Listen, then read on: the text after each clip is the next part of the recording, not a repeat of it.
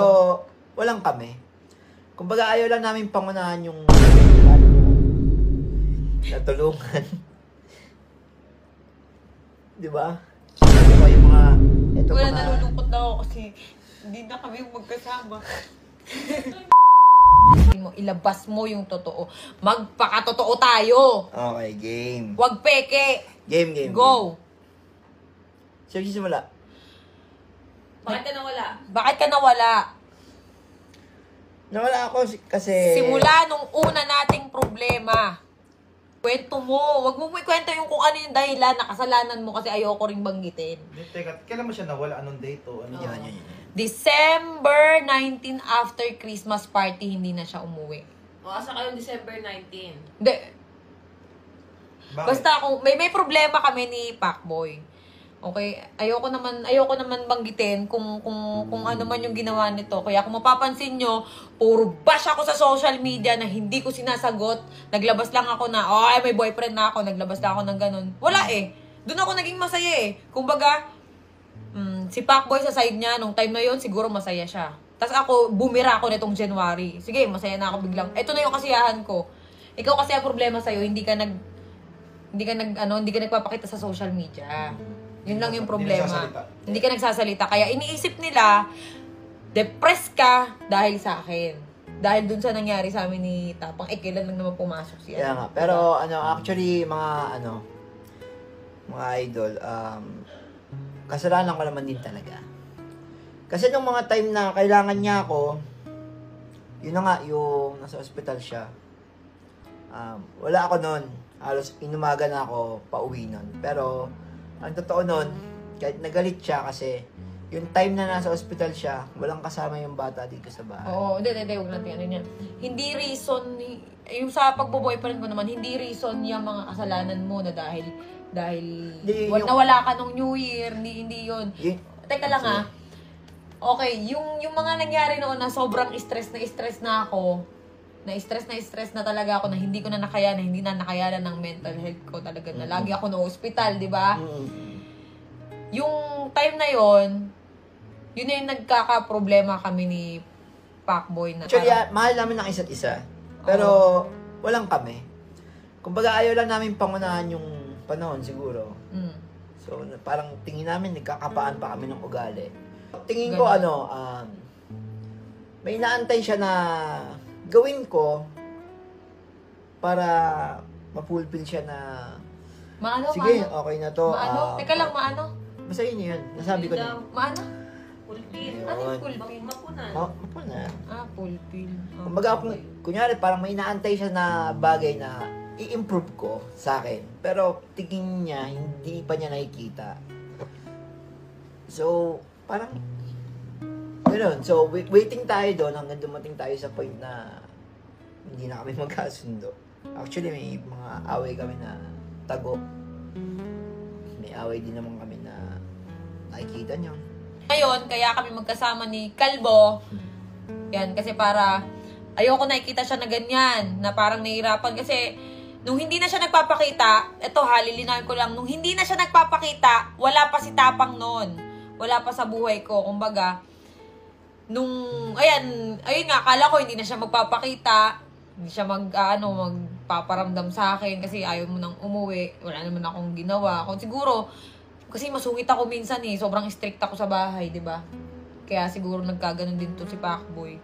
Pero yung may bagay kasi siya na hindi niya talaga maiwasan, kaya sa utak ko parang sakit-sakit na parang ano bang kulang, ano bang kailangan kong gawin para itigil mo yung ganitong bagay.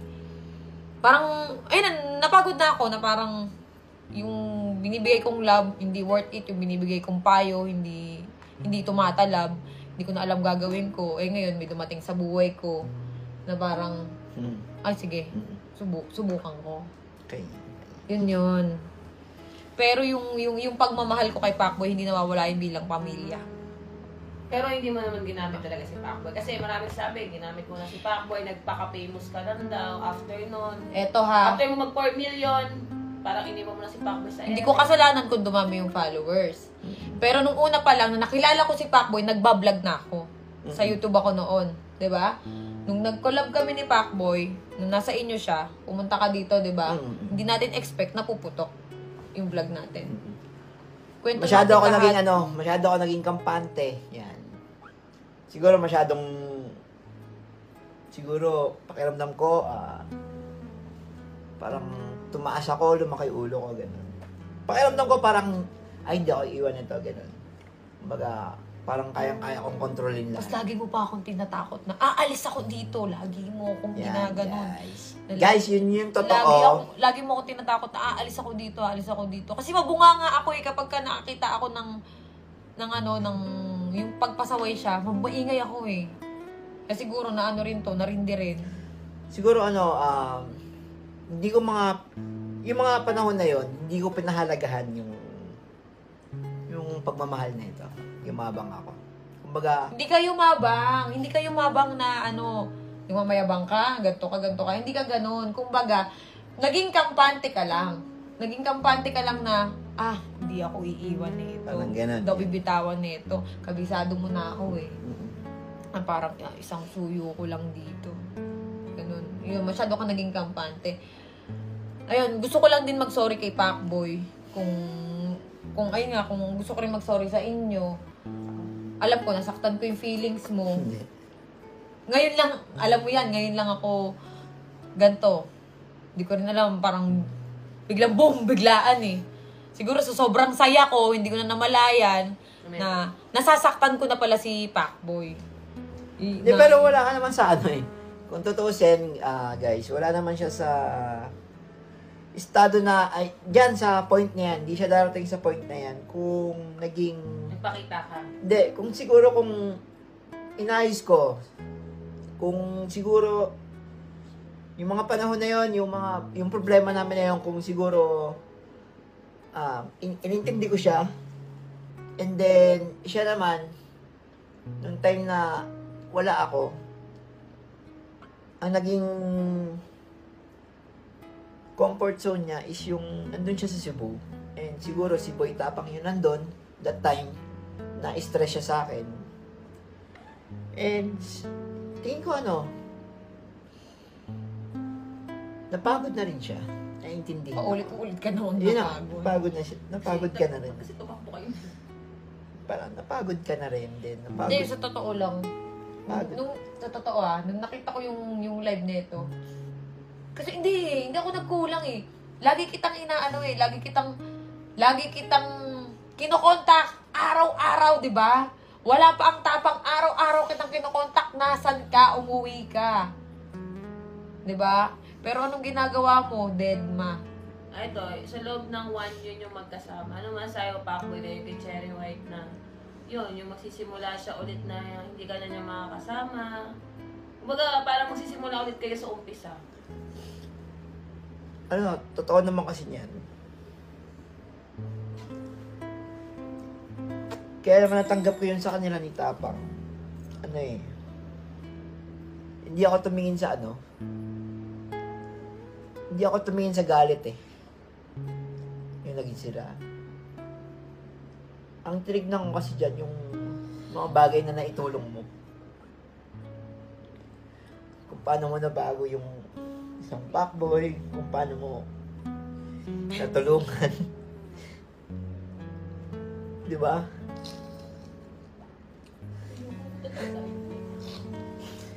Hindi, Bobo yun mo yung kasi. tumingin ako sa hindi ako tumingin sa galit ko. Tumingin ako sa mga bagay na naitulong niya sa akin, sa kung paano niya ako binago. Teka lang, lilinawin ko lang tag dito, lovely. Yung mga vlog namin, sinasabi yung ginamit si Pacboy, nung nawalan siya ng page, yung mga video niya na ginagawa ko, yung mga content sa akin niya ina-upload sa page ko. Kaya guys, Ako pa nag-e-edit nun sa sobrang tamad mo. Alam ko yan. kaya nga, Todo trabaho ako. kaya itong mga itong mga oras na to, yung mga, itong Wala, mga, nalulungkot na ako kasi hindi na kami magkasama. Ay, iyak ang utang ina niyo. masakit guys, pero kailangan natin tanggapin kasi tutusin, walang problema to tao na to. So,